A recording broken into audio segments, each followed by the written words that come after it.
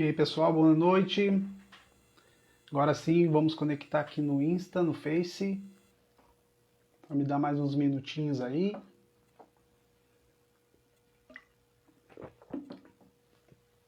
Nos conectamos aqui.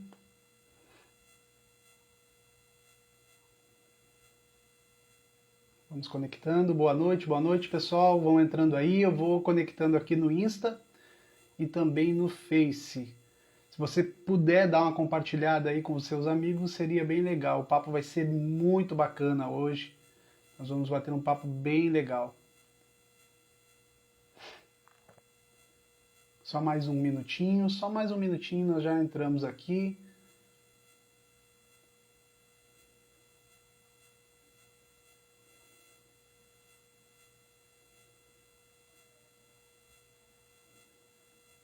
Vamos lá. O pessoal está entrando ainda. Uma muito boa noite para vocês, uma noite de quinta-feira. Nós vamos fazer a nossa reflexão de fé nessa quinta-feira. Paramos um pouco, né, devido a alguns percalços de luto familiar, mas já estamos de volta. Quinta-feira passada fizemos uma live muito interessante com o Elter, tá salvo aí na nossa página, também na página do Instagram lá, e no canal no YouTube também você pode ir lá e compartilhar. Gente, a gente faz esses conteúdos aqui para enriquecer a nossa mente, para falarmos de fé, mas também para trazer alguns assuntos que são pertinentes a nós cristãos, né? Então, fazer com que a gente pense, fazer com que a gente evolua como cristão. Ah, mas o cristão não pode evoluir? Pode, sim.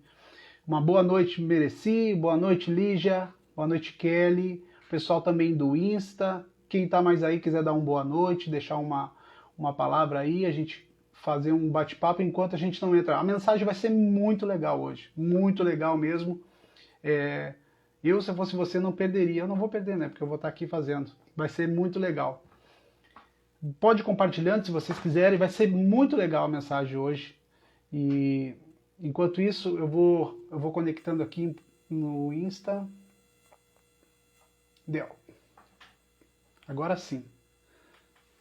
Obrigado por estar compartilhando com nós aí o seu tempo, que o tempo também é precioso, né? Eu queria desde já, gente, que você preparasse aí na sua casa e abrisse comigo no livro de Mateus, no capítulo 21. Nós vamos falar dos últimos dias de Jesus entre nós. Jesus, ele entra em Jerusalém e depois nós vamos ver a narrativa bíblica, o que acontece. É uma narrativa linda, vai fazer você pensar muito nessa noite. Por isso que eu disse, compartilha com os amigos aí. Boa noite, Eberton e família, sempre presente aqui conosco. Um abração, meu mano. Já estamos iniciando aqui. Só tirar aqui, entrou uns anúncios aqui. Estamos ao vivo.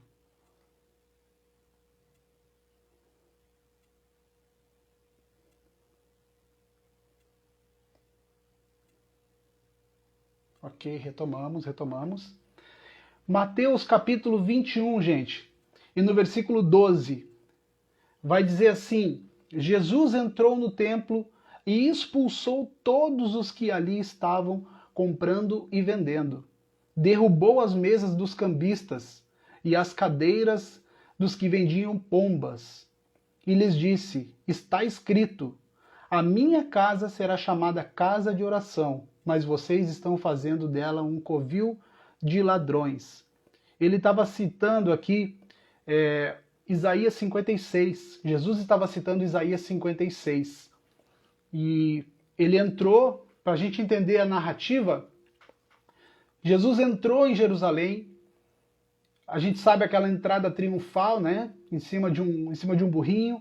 Mas o povo aclamava ele. O povo estava aclamando ele, dizendo: esse é o nosso rei. Salve-nos, Senhor, que quer dizer Hosana nas alturas, salve-nos, Senhor. O povo estava clamando e estava reconhecendo através de Jesus o que Jesus realmente veio fazer. Ele era o Messias, o Cristo Salvador. E aqui depois ele entra no templo e ele purifica o templo, né? Como é o subtítulo que a gente vê aqui, ele purifica. Ele entra no templo e ele destrói as mesas, ele entra e joga tudo para o chão e diz: para eles: vocês estão negociando tudo, vocês estão fazendo da casa do meu pai um covil de ladrões. Ele expulsou ali os homens que estavam vendendo. Para a gente entender a narrativa, Jesus estava na última semana dele. Ele entrou em Jerusalém, ele estava nas cidades circunvizinhas de Jerusalém, ele estava pregando o evangelho do reino, ele estava anunciando as boas novas do reino. E quando ele estava nas cidades circunvizinhas, ele era taxado de rebelde, ele era taxado de uma pessoa que estava fazendo uma rebelião. E na verdade alguns pensavam que era uma rebelião. Mas logo que ele entrou em Jerusalém, é como se ele estivesse entrando no meio do covil. Porque lá estava a alta classe, né, dos religiosos, a aristocracia religiosa e política da região. E Jesus entrou naquela última semana ali realmente para confrontar. Confrontar o quê? O que Jesus será que foi confrontar lá? Ele foi confrontar o sistema humano, um sistema maligno. E quando Jesus ele entra e vira as mesas ali, você tem que entender, eu vou falar alguns nomes hoje que normalmente você lê na Bíblia e a gente às vezes não para pensar. Quem eram os saduceus? Os saduceus eram os que estavam vendendo esses pombos aqui ou outro tipo de bicho, porque os saduceus, eles eram a alta aristocracia, era eles que comandavam o templo, toda a parte religiosa, o sumo sacerdote, o sacerdote do templo, e toda a parte financeira do templo era os saduceus que comandavam. E ali Jesus expulsou o vendedor de pombo e disse que eles estavam fazendo da casa do pai dele um covil de ladrões. Para vocês entenderem, existia algumas classes no templo.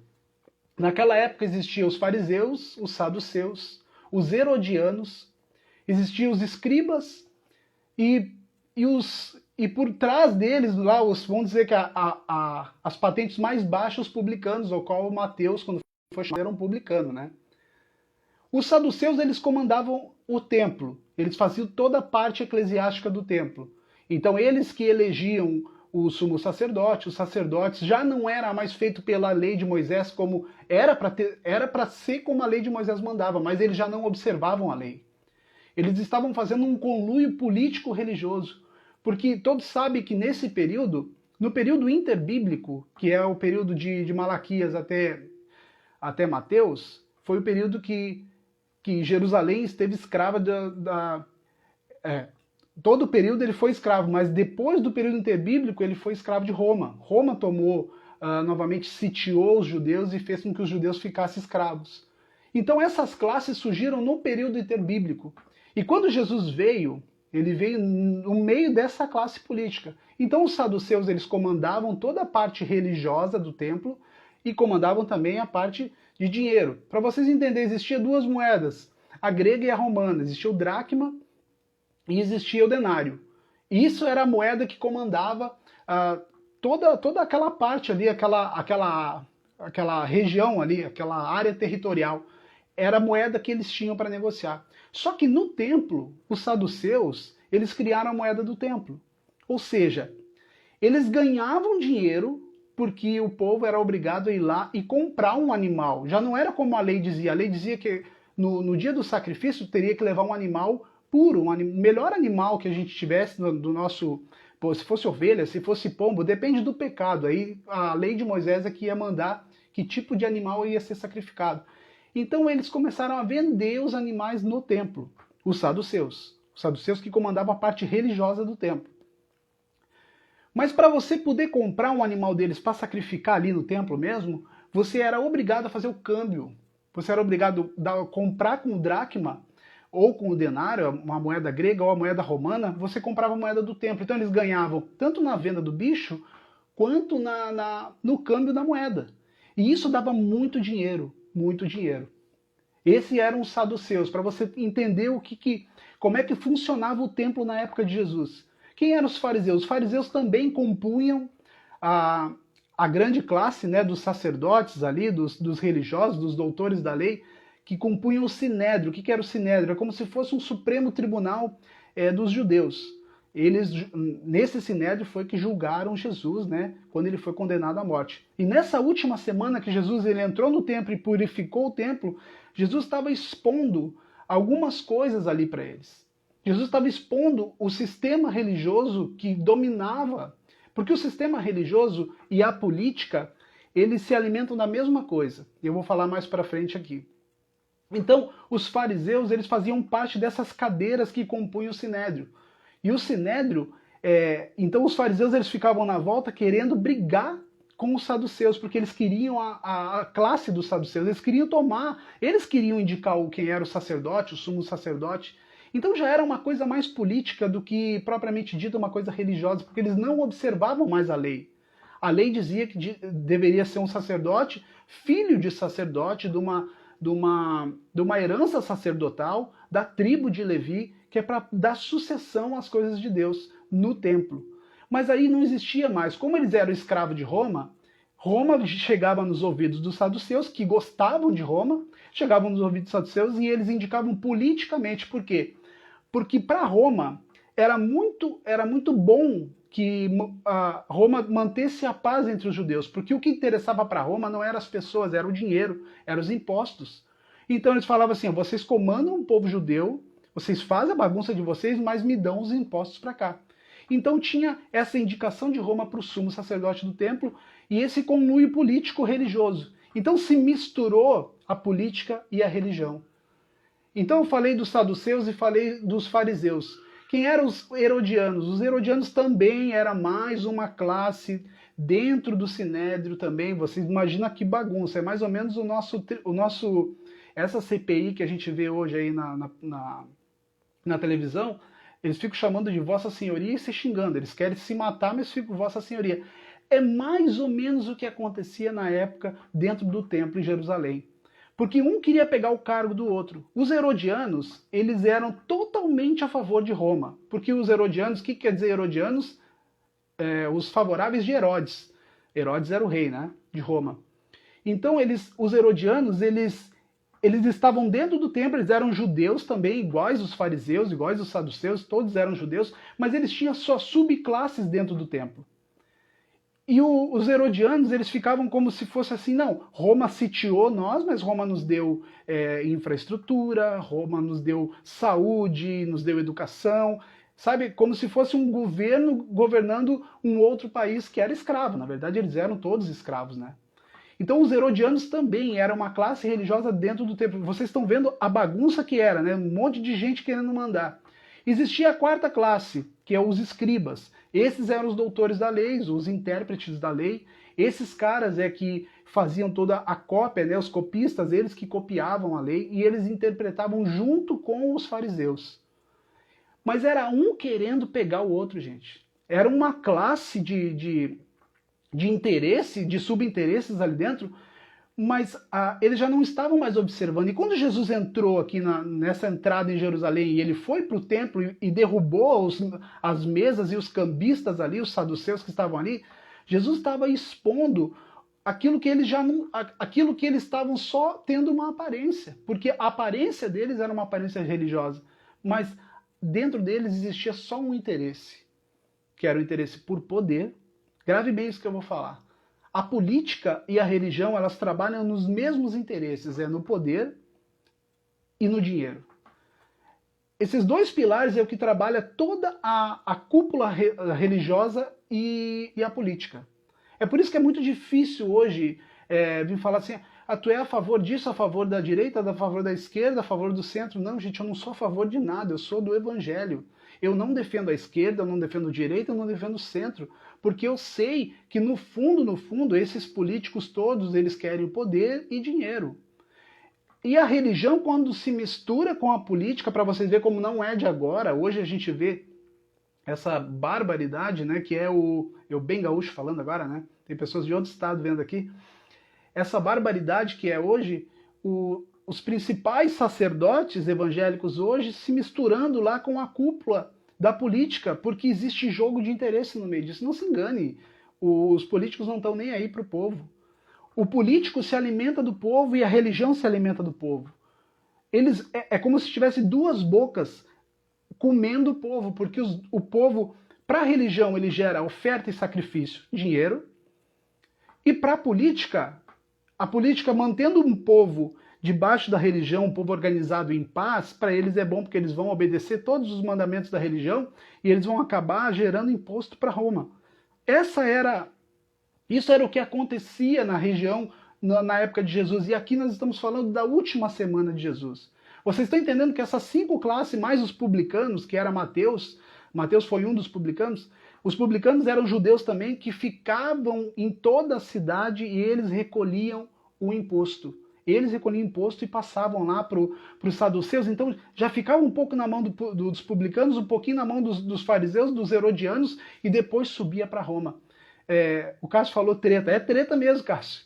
Cara, era uma bagunça, cara. Era uma bagunça aquilo. E o que acontece? Essas 5 classes, na verdade, eu não vou nem colocar os publicanos, esses caras, eles não se davam, eles falavam que serviam a Deus, estavam dentro do templo, eles queriam um pegar o outro na nossa linguagem mais natural, eles queriam comer como se fosse um leão, comer uns aos outros ali. O fariseu queria o cargo do saduceu. Naquela época, os saduceus já tinham um sumo sacerdote indicado por eles e um indicado por Roma, mas era Anás e Caifás, genro e sogro. Olha que bagunça, a lei dizia que só poderia ter um sumo sacerdote no templo. Um sumo sacerdote de uma linhagem sacerdotal, que ele comandaria o templo. E ali já existia 2 sumos sacerdotes, genro e sogro. Como assim? A coisa estava totalmente corrompida. Totalmente corrompida. Quando a religião e a política elas se entrelaçam, não tem como Jesus ficar no meio. Eu quero fazer uma colocação para vocês antes da gente seguir aqui. Quem matou Jesus foi o sistema religioso. O sistema religioso foi quem matou Jesus. Porque o sistema é como se enxergasse Jesus entrando dentro dele, dizendo assim, ó, tu não tem espaço aqui, meu. Não dá. Tu vai estragar tudo. E na verdade, eu até falei com umas pessoas essa semana, a Bíblia, Jesus, ele estraga a nossa religião. Ele estraga a nossa religião. Porque quem lê Mateus capítulo de 20 até o 23, tá? Porque depois 24 começa o sermão escatológico. Mas qualquer pessoa que pegar uma Bíblia, uma NAA, uma NVI, uma NTLH, que é uma linguagem mais tranquila, uma linguagem de hoje, eu aconselho a NAA, que é a nova Almeida atualizada, ela está muito boa de ler, é muito fiel às Escrituras.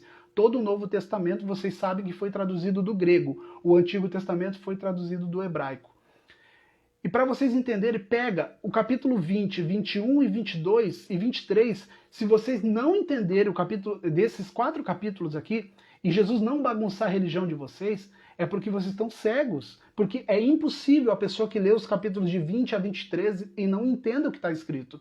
Por isso nós não falamos para as pessoas pegar versículos isolados. Leia o texto e o contexto. Leia para trás, leia para frente. De preferência, leia todos os evangelhos. Leia os evangelhos, absorva os evangelhos, entenda o que Jesus veio trazer e depois você vai entender o todo. Você vai entender o Antigo Testamento, você vai entender a lei. A gente fala da lei, mas a lei é boa, a lei é santa, a lei é boa, a lei é de Deus. Só que eles aqui na época, eles não estavam obedecendo à lei de Deus. Esses animais que Jesus virou às mesas ali, eram animais totalmente impuros, animais cegos, animais coxos, animais sem patas. Era esses animais que os caras estavam vendendo, porque o negócio deles já não era mais obedecer à lei de Deus, o negócio deles era fazer lucro. Então eles vendiam o animal caro, você tinha o dracma, você tinha que comprar a moeda do templo, fazia o câmbio, perdia no câmbio e ainda perdia, porque você não podia levar o seu animal para fazer o sacrifício. Gente, era uma bagunça. E esses 4 caras aqui, esses 4, os herodianos, os escribas, os saduceus e os fariseus, que eram seitas dentro do templo, eles comandavam o sinédrio e o templo. Para você entender, o templo é um lugar grande, de um lado tinha o sinédrio era o Supremo Tribunal, onde julgaram Jesus, que quem comandava ali era Anás e Caifás na época, que seria só um. No centro do templo existia o lugar do santo dos santos ali, onde eram oferecidos sacrifícios, e num outro canto existia o lugar onde as mulheres cultuavam. Então as mulheres não se misturavam junto com os homens naquela época para cultuar. O culto deles era sacrifício mesmo, era levar animais para ser queimado pelos pecados. Então esse era o ritual de culto dos judeus.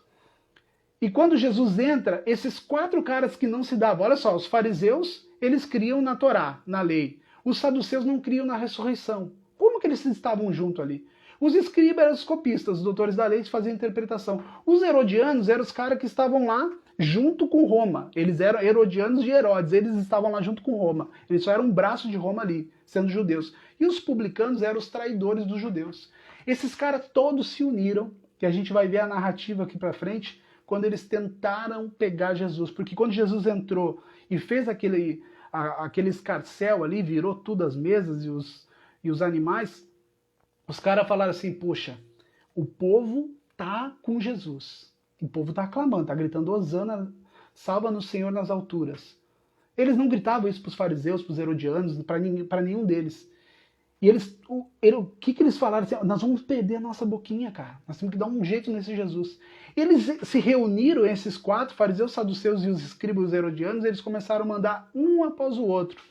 Aí a gente vai ver aqui no capítulo 22, e no versículo 15, que daí eles falaram assim, olha que interessante. Então os fariseus saíram e começaram a planejar um meio de enredar Jesus com as suas próprias palavras.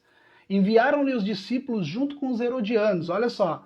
Enviaram os discípulos deles, ou seja, eles não se davam, mas eles enviaram os escribas e os fariseus junto com os herodianos, que eram lá de Roma, que também não se davam, viviam dentro do templo, como nós falamos, eles estavam ali como se fosse no nosso Senado ali, Vossa Excelência é isso e aquilo, eles ficam falando palavrão e chamando de Vossa Excelência, é mais ou menos isso. Só que como eles tinham um inimigo em comum, que era Jesus, e não era um inimigo deles, era um inimigo da boquinha que eles tinham.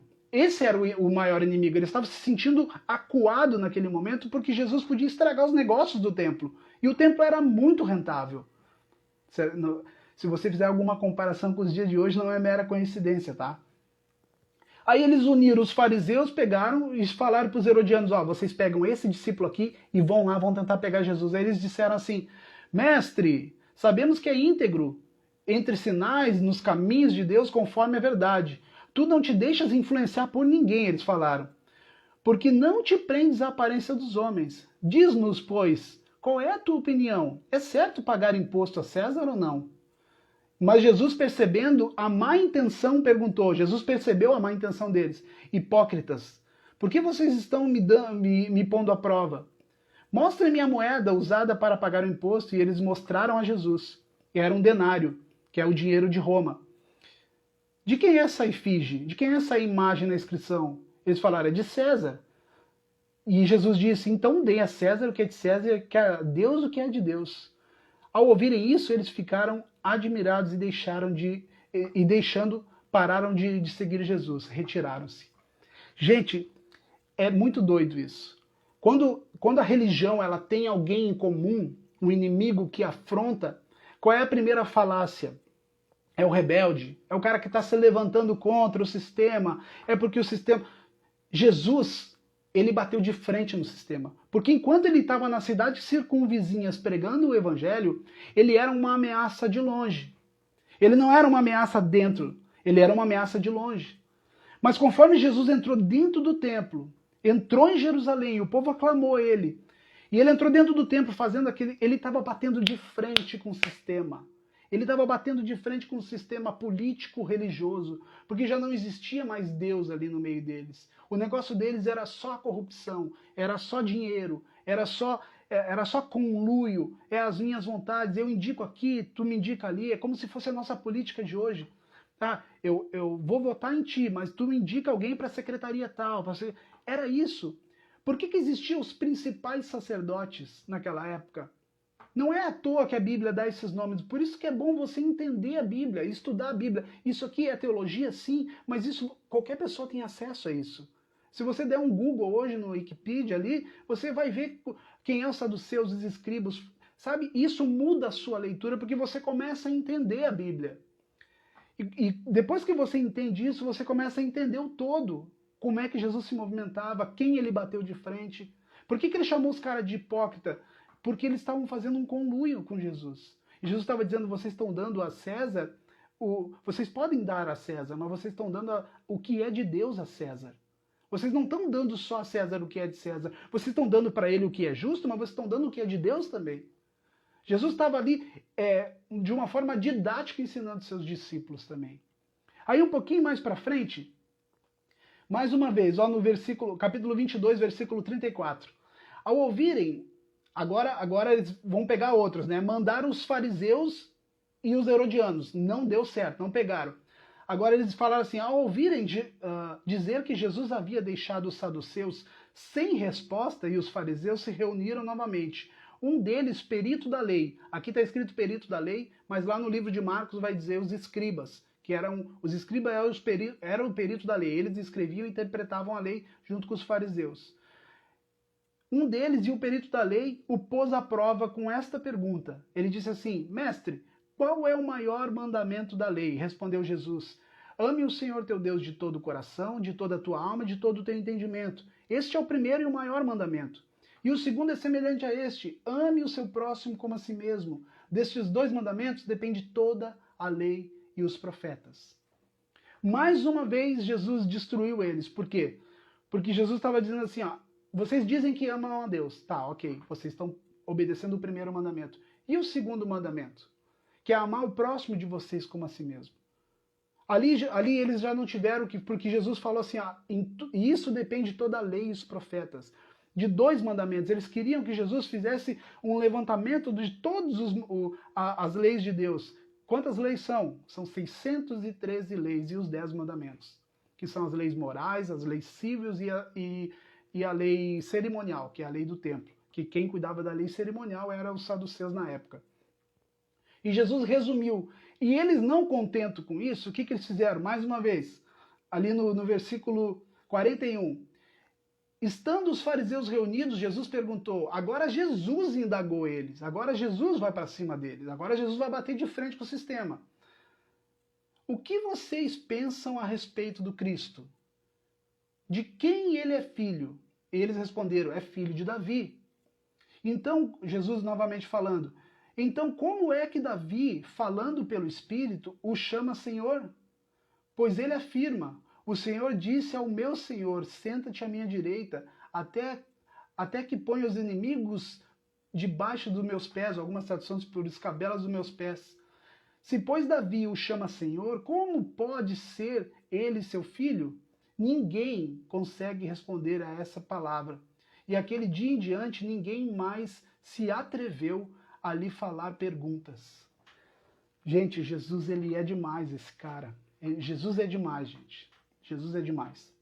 Porque Jesus, ele pega ali, está fazendo menção ao Salmo 110 e a Levítico 19. Porque Jesus usou uma lei de Levítico 19, 18, e ele usou a menção do Salmo 110, versículo 1.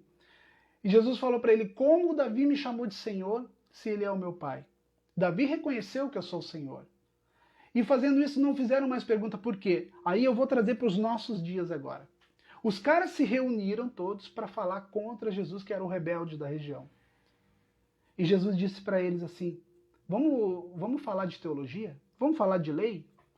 Vamos falar, eu vou trazer aqui então o mestre da lei.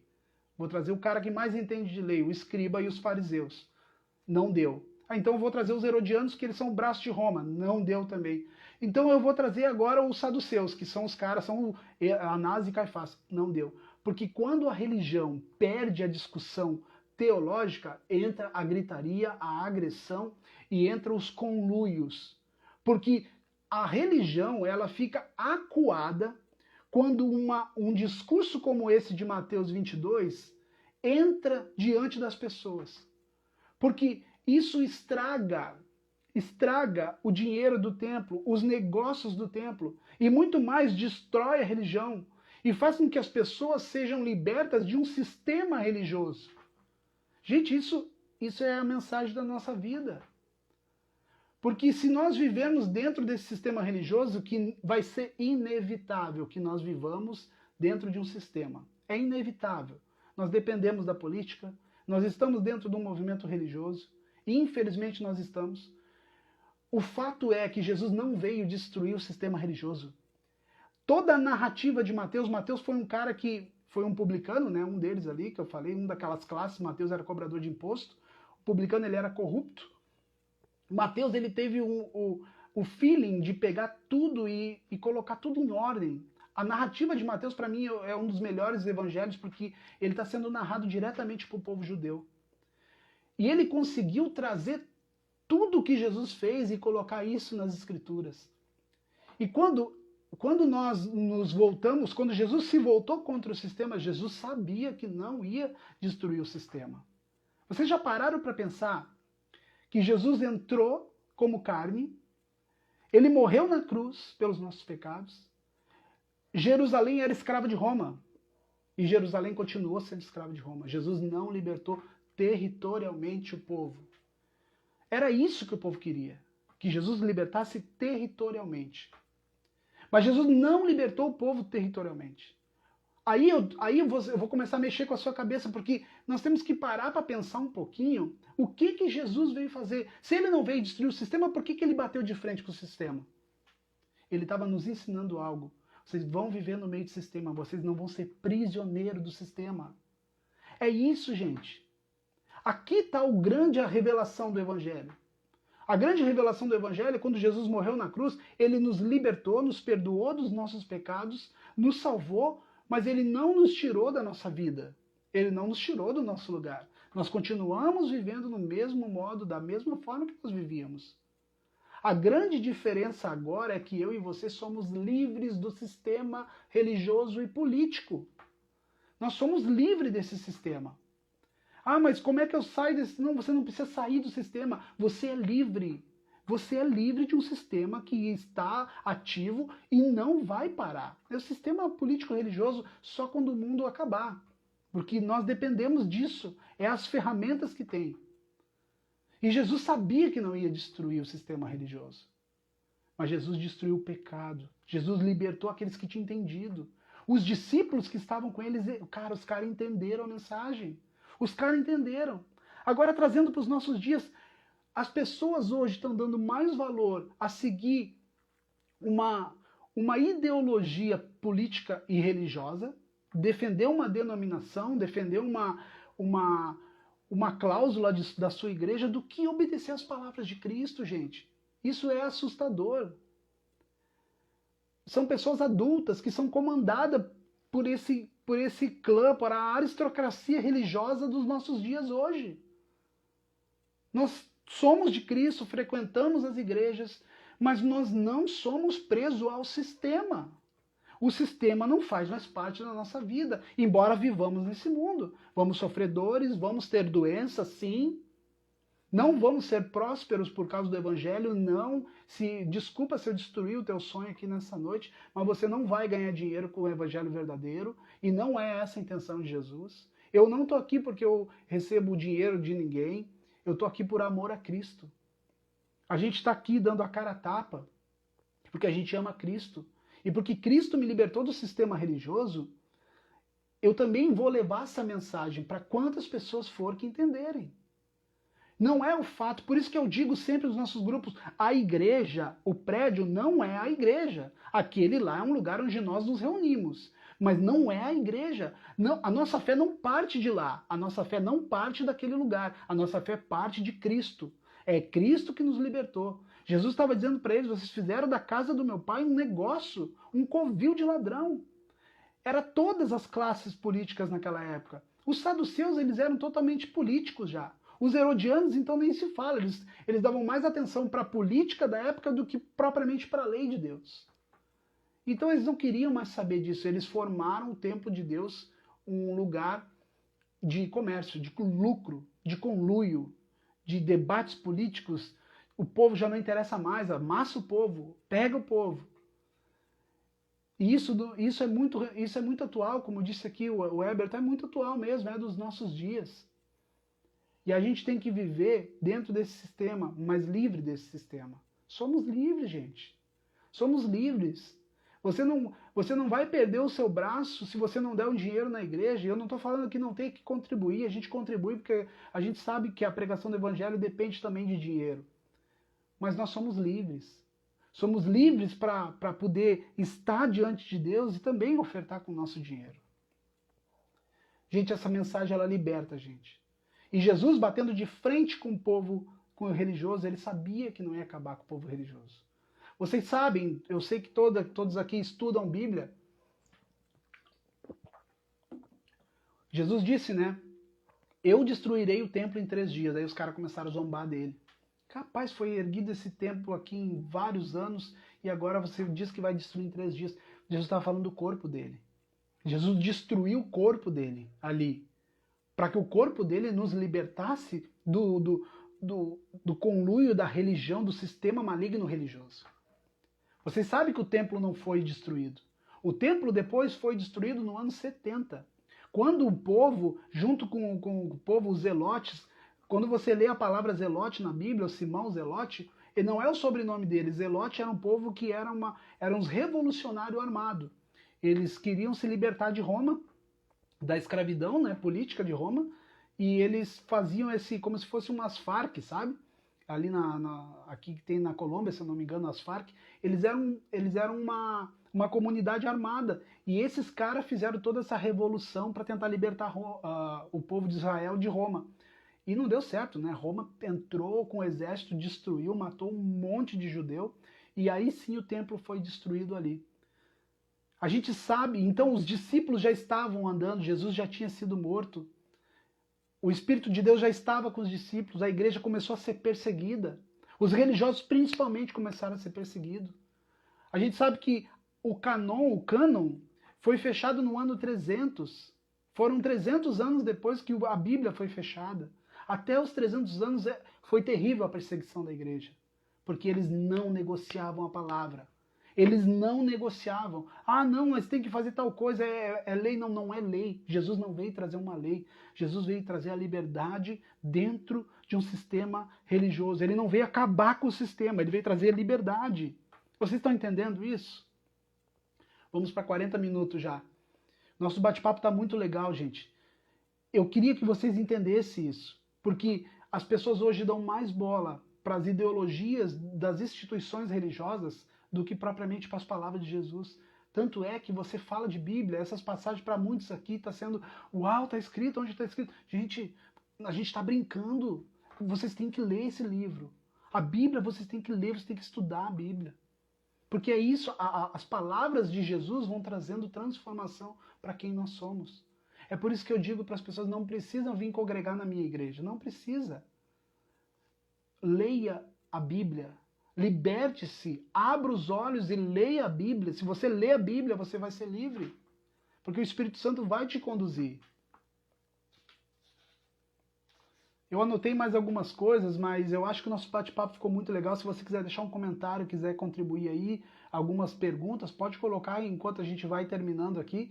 Eu vou respondendo algumas perguntas se vocês quiserem aí. Mas é muito legal a gente entender o contexto, como foi a última semana de Jesus. Esse aqui foi só o início, depois você pode ler o capítulo 23 ali, aonde Jesus, e a gente pode até fazer o capítulo 23 na próxima quinta-feira, aonde Jesus começa a falar sobre as falhas dos fariseus e dos escribas, chamando eles de hipócrita. Aí você conhece essa passagem, ai de vocês, que fazem isso, mas não fazem aquilo. Porque eles falavam para Jesus assim, Jesus, nós seguimos a lei. Nós seguimos a lei, e Jesus estava dizendo assim, tá, vocês falam que seguem a lei, mas vocês não amam o próximo. Porque se vocês amar a Deus e amar o próximo como a vocês mesmos, resume-se toda a lei e os profetas. Vocês não fazem isso. Vocês têm uma aparência de boa, mas vocês não são que aparentam. Dentro de vocês há um sepulcro careado. Vocês são podres por dentro. É isso que Jesus começou a dizer para eles. Cara, Jesus bateu de frente com o sistema. O sistema, ele disse para Jesus assim, ó, tu não tem espaço entre nós vamos te matar. Porque tu vai acabar tu vai acabar com toda a nossa parte de renda. E eu ouvi isso uma vez de um homem de Deus, de um pastor, dizendo, não, se eu falar a verdade... Gente, olha isso, eu não vou citar nomes aqui porque eu não quero expor ninguém. Mas um pastor um dia falou para mim, mas se eu falar a verdade na igreja e falar que o dízimo e a oferta não são obrigatórios, o povo não vai mais ofertar e dizimar na minha igreja, e aí vai faltar comida na minha casa. Eu disse, meu Deus... É isso que a gente escuta dentro da cúpula das igrejas. É isso que a gente escuta nos bastidores. É a manipulação. É a manipulação por poder. Os donos de igreja. A igreja não tem dono, a igreja é Cristo. Nós estamos aqui, não estou batendo de frente com o sistema, eu estou falando para pessoas que querem ouvir. Eu não convidei ninguém a não ser do nosso grupo aqui, eu não convidei ninguém para entrar aqui. Eu sei que muitas pessoas vão assistir depois. Mas é possível nós sermos livres desses sistemas, mesmo sem destruir o sistema. Você só vai ser livre quando você entender o que Jesus veio fazer. Ele não veio nos libertar da religião, ele veio nos fazer livre em meio a tudo isso. Porque se fosse para nos libertar e nos levar direto para o Pai, quando a gente se convertesse, a gente era levado junto ao Pai. Então eu falei toda essa narrativa, esse contexto de Mateus 22, Mateus 21 e 22, para que vocês entendam que a religião foi que matou Jesus. Foi a religião que matou Jesus. A nova Israel, a terra prometida nossa, a nova Jerusalém que virá do céu, não é mais aquela territorial que está lá. É algo espiritual.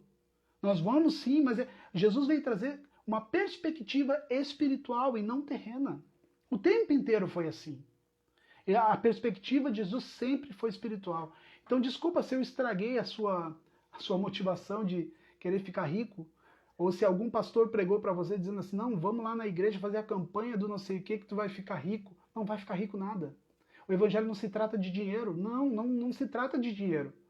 Ah, mas e se eu for fiel? Não. Se você for fiel ou não for fiel, Deus não é uma empresa de segurança que você paga mensalidade para proteger sua casa. Não é uma empresa de segurança. Deus não é. Ele nos amou. Se ele nos amasse com qualquer condição, ele não era Deus. Ele era qualquer religião pagã. Porque a religião pagã inventou que você tem que fazer para poder receber. Isso é a religião pagã.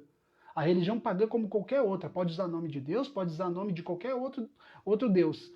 A religião pagã sempre vai caminhar nesses pilares da troca, da cabeça mercantilista. Você faz e recebe. Você faz por merecer o evangelho? Não. O evangelho, a perspectiva do evangelho é uma vida espiritual e não uma vida terrena.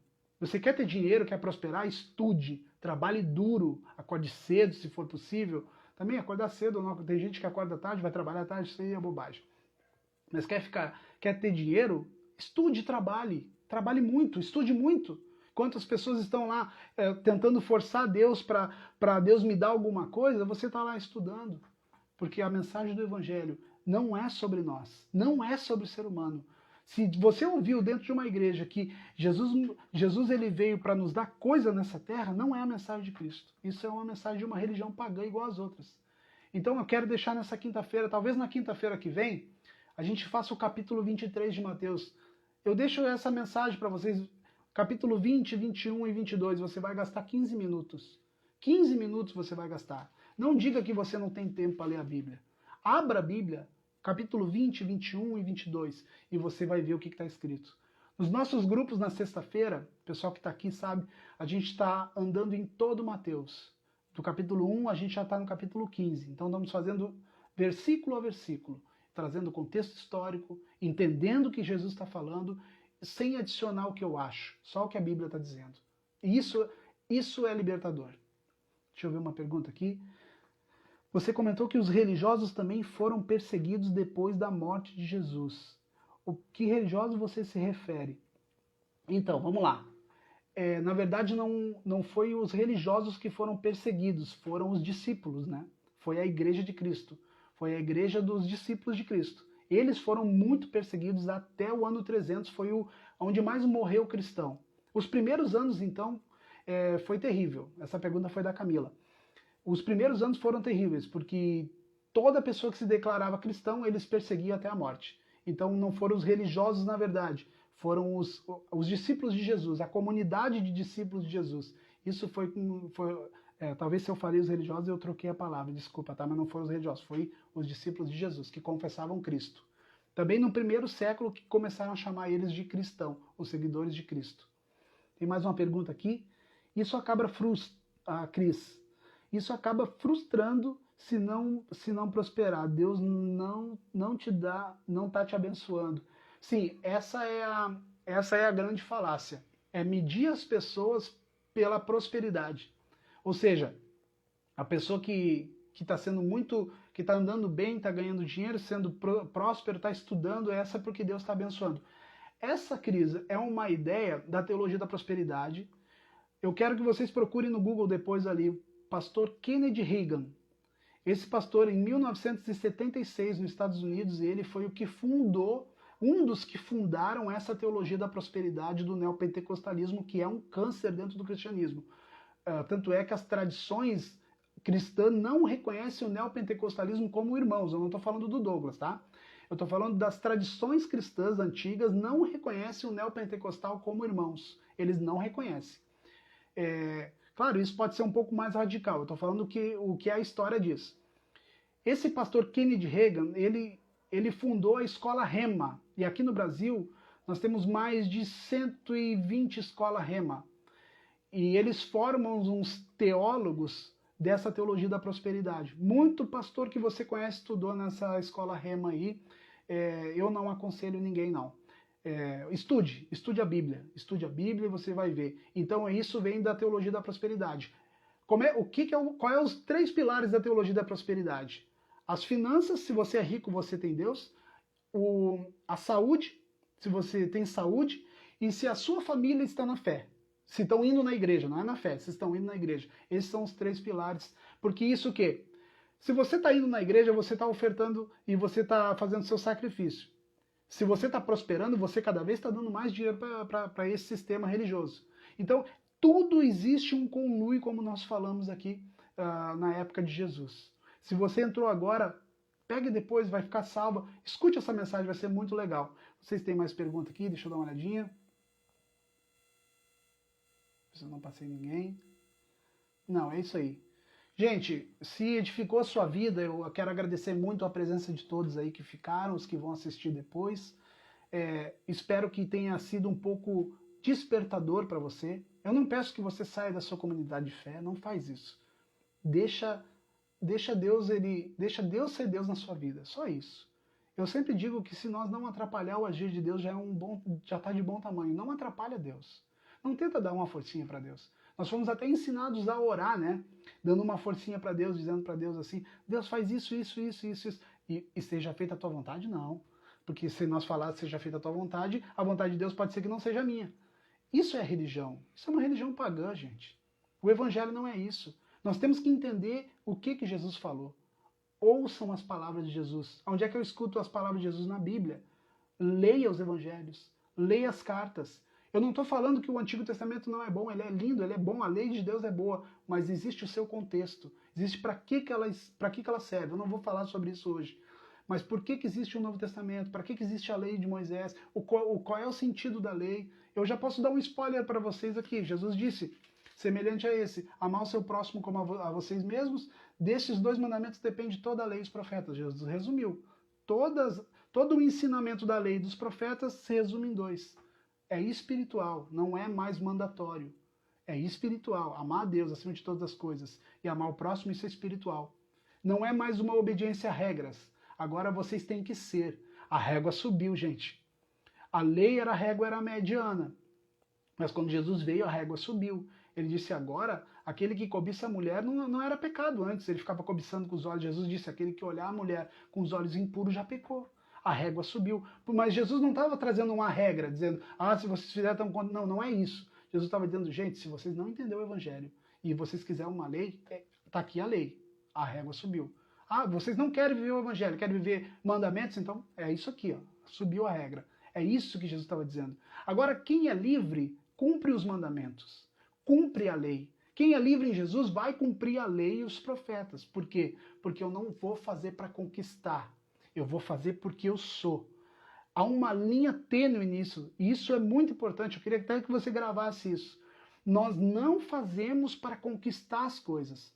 Nós fazemos porque somos conquistados por Deus. Jesus me conquistou não pelos meus méritos, porque nós não temos méritos para a salvação. E a partir daquele momento ali, eu começo a andar segundo o Evangelho. O que se espera de um salvo? Que ande conforme o Evangelho. Só isso. Se você é salvo, ande de acordo com o Evangelho. Não matarás, não furtarás, não cobiçarás a mulher do próximo, honrará o teu pai e a tua mãe para que se prolongue os dias sobre a terra. Tu vai cumprir todos os mandamentos de Deus.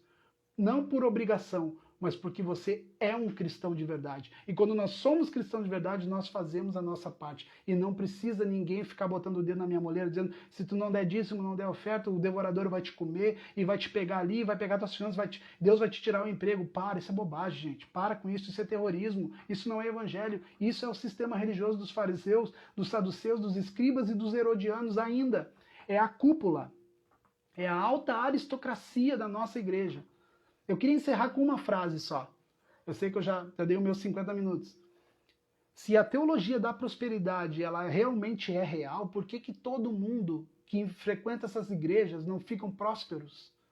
Por que que todas essas pessoas que vão a essas igrejas não recebem o mesmo salário do que o herodiano lá, o saduceu que está lá na frente, os doutores da lei, o escriba, os sacerdotes?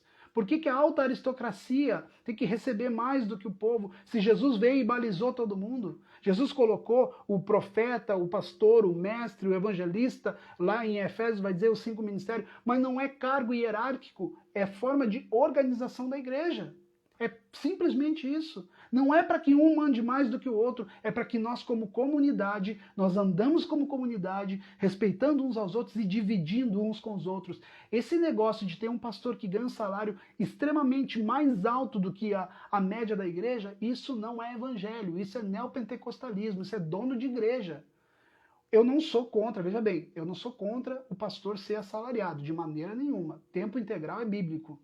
Paulo diz que o trabalhador, o que se esmera pelo estudo, ele tem que receber o seu salário ou dupla honra, tudo bem. Mas agora, o que acontece com o Valdomiro Santiago, com o Silas Malafaia, esses caras que enriquecem a custa do povo, e não vamos longe, tem igrejas menores aqui que a gente conhece, que o pastor, a vida do pastor é muito mais alta, e ele só vive da igreja, a vida dele é muito mais alta do que os membros da igreja. Ele tem plano de saúde, filho vai para a escola particular e tem membro da igreja que não tem dinheiro para comer um lanche. Isso não é comunidade de fé. Isso é alta aristocracia. Isso é essa divisão do sacerdote da plebe lá embaixo. Porque a religião se alimenta do povo. E a política se alimenta do povo. Então os dois oprimem o povo. E Jesus veio libertar o povo do sistema. Não veio acabar com o sistema. Certo, gente? Porque segundo eles não tem fé. Seria como levar nossa oferta ao Senhor. Como faço como gratidão isso, estava meio cortadinho ali. Sim, a gente faz oferta sim. Eu contribuo com a missão que eu acredito, eu contribuo com as minhas finanças. E eu digo que o cristão ele não pode ser avarento, ele não pode ser avarento. A avareza é pecado. Você tem que realmente contribuir com a missão, mas uma missão séria. Não fique sustentando, veja bem o que eu vou dizer, não fique sustentando a família real. Não fique sustentando a família do sumo sacerdote lá da tua igreja. Ele tem que ser honesto. Se ele não abrir o caixa da igreja para a igreja, sai correndo daí, porque aí tem mutreta. Aí tem mutreta. O pastor sério, existe muito pastor sério no nosso país. Existe muita igreja séria no nosso país. É aquele que chega diante da igreja e diz aqui, ó, entrou tanto. Eu tive aqui, eu posso fazer isso porque o dinheiro não é meu. O dinheiro é da comunidade. Eu posso fazer isso. Vocês me autorizam? Eu posso estar aqui, ó, entrou 10 e eu gastei 8, 2 sobrou, tá aqui, ó. Tá tudo aberto. Esse é o meu salário. O resto foi investimento. Chega de aceitarmos a falácia de dizer assim, ó, ah, mas eu tô dando para Deus e eles vão se ver com Deus. Não, você faz parte da comunidade que você vive. Você faz parte da igreja que você frequenta. Cobre, isso não é ser rebelde. Isso é viver no sistema e não aceitar o sistema. Cobre dele dizendo assim, eu quero ver onde é que tá indo. Cadê o dinheiro da comunidade? Tem que ter prestação de conta, gente. Isso é o mínimo, isso é o básico dos básicos. Pastor que não faz isso é dono de igreja. Salta fora disso aí que é neopentecostal purinho. É neopentecostal purinho. Eu nem ia falar sobre os neopentecostais, né? Mas, gente, mais uma vez, para nós encerrar aqui, eu quero agradecer muito a presença de vocês. Espero que tenha enriquecido. Muito obrigado você que entrou, você que compartilhou, você que gosta dessas nossas reflexões de quinta-feira. Compartilhe. Nós temos um canal no YouTube também, é no meu nome. Vai lá, o vídeo vai ficar lá salvo amanhã. Vai lá também, compartilhe, curta o canal se você quiser. Eu não estou aqui por causa de like, eu estou aqui para espalhar a mensagem do Evangelho.